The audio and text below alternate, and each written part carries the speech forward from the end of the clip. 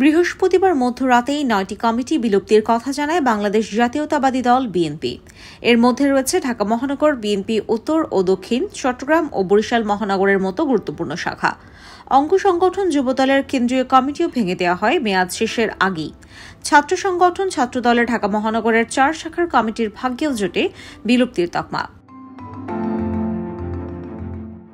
এ অবস্থায় গুঞ্জন চলছিল ঈদের আগেই ঘোষণা হতে পারে ঢাকা মহানগর বিএনপি ও যুবদলের কেন্দ্রীয় কমিটি। নয়াপল্টনে কান পাতলেই শোনা যাচ্ছিল আলোচনায় থাকা বেশ কয়েকজন নেতার নাম, কিন্তু তার আগেই শনিবার সকালে সংগঠন গোছানো নিয়ে বড় বার্তা দেয় বিএনপি। ৩৪০০ নেতাকে পদোন্নতি দিয়েছে, বিপরীতে ৫ নেতার পদোন্নতি হয়েছে।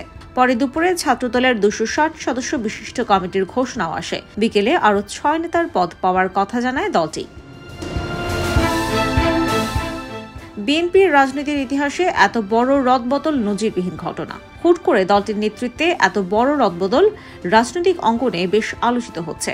কি কারণে দলটি এমন সিদ্ধান্ত নিয়েছে তা সুনির্দিষ্ট করে কেউ বলতে পারছে না। যদিও দলটির একাধিক নেতা বলছেন কমিটি পুনর্গঠন প্রক্রিয়ার অংশ হিসেবেই এর রদবদল করা হয়েছে, তবে কাউন্সিল ছাড়াই চলছে বিএনপির পুনর্গঠন কার্যক্রম।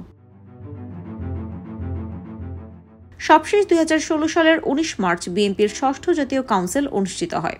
দলটির একাধিক দায়িত্বশীল নেতা জানিয়েছে, বিএনপি একটি বিমূর্ত অবস্থার মধ্য দিয়ে যাচ্ছে।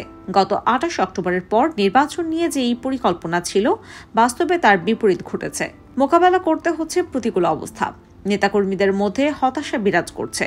তা কাটিয়ে উঠে আবারও নতুন করে রাজপথে নামতে চায় দলটি। এ কারণেই বিএনপির নেতৃত্বে রদবদল আনা হচ্ছে। বিএনপির দায়িত্বশীল একাধিক নেতা জানান, এই রদবদল বা পরিবর্তনের মাধ্যমে সংগঠনের আরও গতিশীলতা আসবে। এতে দল আরও সুসংগঠিত হবে।